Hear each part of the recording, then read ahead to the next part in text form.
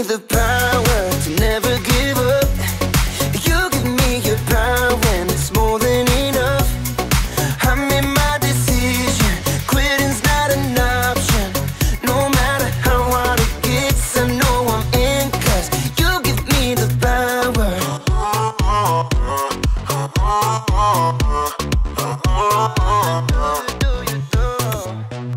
I'm committed to your plan, so I'll follow all of my days.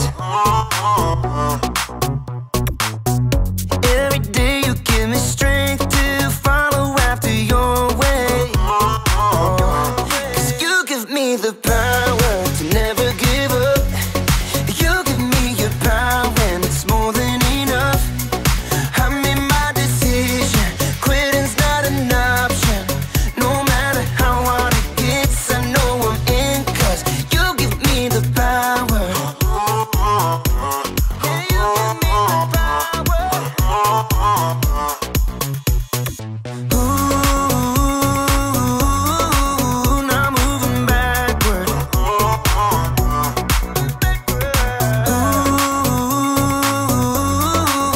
I'm moving forward.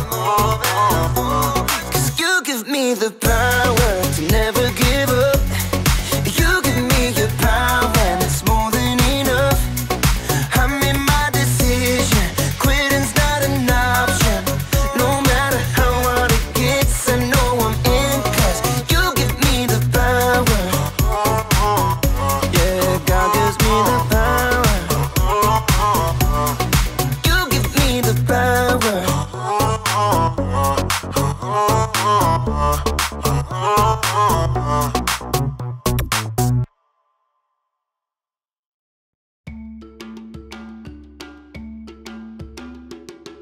Welcome to Story Lab. This week, we're talking about grit, while we take a look at the story of someone who had to craft their way out of a tight situation.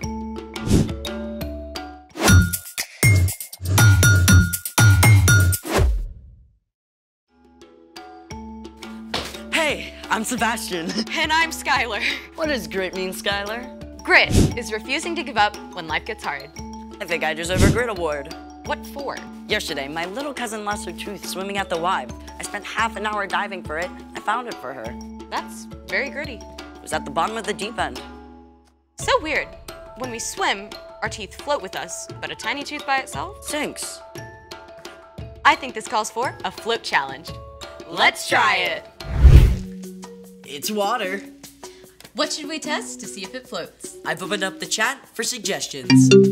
Fluffy cookie wants us to try pumpkin. Do we have a pumpkin?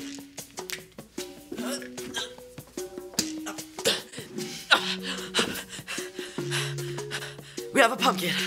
Sink or float? I say sink.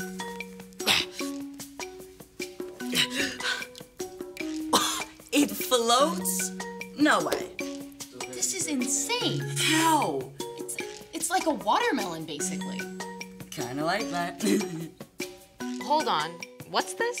Wookiees are people too want us to use pop? Oh, soft drink. Diet or regular?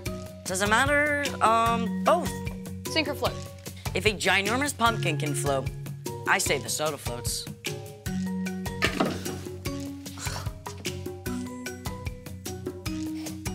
What? Diet floats, regular sinks? They're the same size can with the same amount of liquid.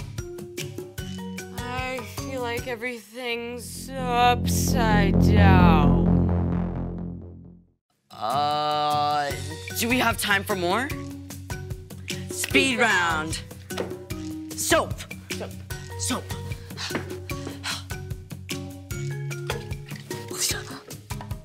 Bowling ball. Bowling ball. Bowling ball. Bowling Bowling ball. ball. Bowling ball. Bowling ball. Bowling ball. Oh, this is heavy. Okay. Okay. It floats? What? Rubber chicken. Wow. Thought I was gonna sink. But why? None of it makes sense. Density. You're calling me dense? No. some objects sink and others float because of density. Oh, I don't get it. Okay. Every object is made up of tiny molecules. In some objects, the molecules are packed tightly together, and other objects, the molecules are more loosely packed. That's density. The more dense an object, the more likely it is to sink. So a tiny tooth is dense and sinks. And the sugar in a regular soft drink is dense and makes it sink too. But diet soda is less dense and floats. You are not dense. I have been known to float. Now it's time for... The story before the story.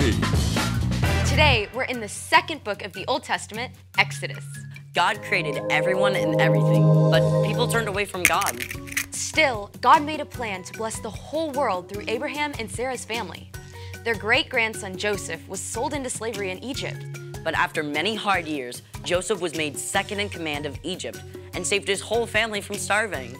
Over the years, Joseph's family, the Israelites, grew and grew. Until the Egyptian king, Pharaoh, got scared. That's where our story starts. Take it away. Hey everyone! So, the Egyptian Pharaoh was scared. There were so many Israelites, he thought they might join the Egyptians' enemies. So Pharaoh forced the Israelites into slavery. And that's the way it was for hundreds of years.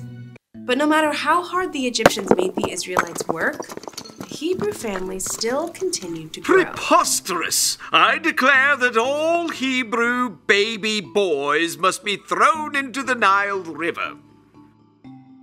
I know, this was terrible news.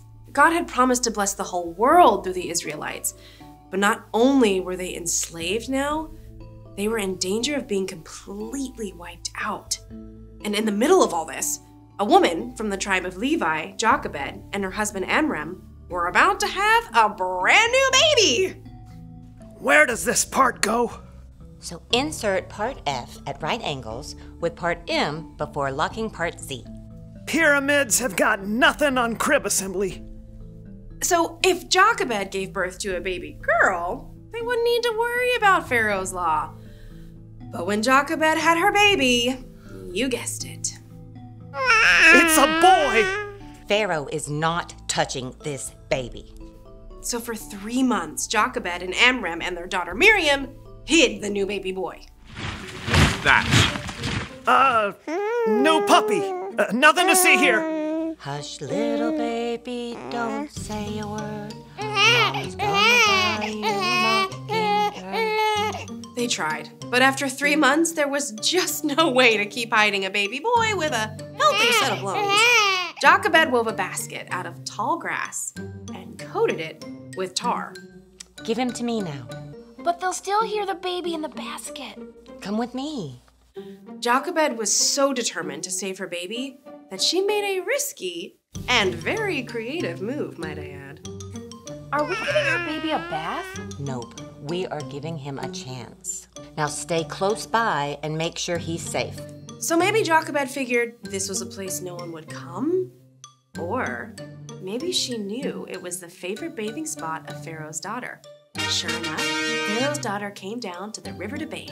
Bring me that basket at once. I mean, Miriam must have been terrified, right?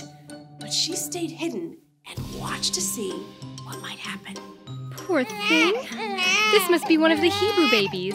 Miriam gathered every ounce of courage she had and ran up to Pharaoh's daughter.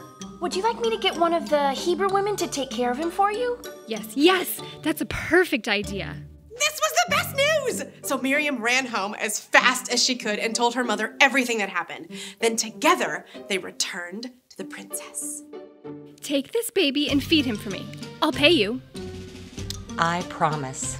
I will treat him like my very own son. And she got paid! Jochebed was able to care for her son at home. And when he grew up, she took him to live at the palace with the Pharaoh's daughter. The princess called him Moses, a word that meant to draw out, because she pulled the baby out of the water. Get it? The end. That's amazing.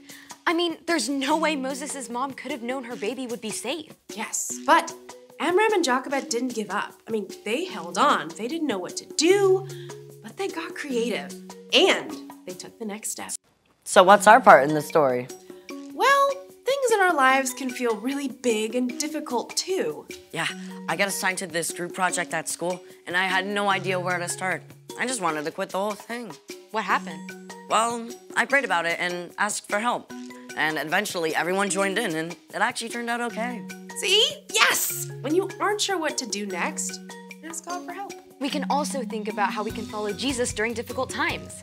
We can start by loving God and loving others. Whether it's a friendship in trouble or a fight with your parents, you can hold on. Stay with it. God will be with you, even when things get messy. I think you guys got it. I'll see you next time. Bye. Bye. So here's the thing. Hold on, even when you don't know what to do. That's how grit grows. Sink or float? Sink. Huh, it floats. Thanks for joining us in the Story Lab. We'll see you next time.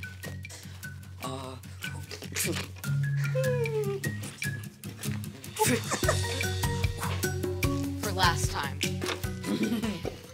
Oh, it's sunk.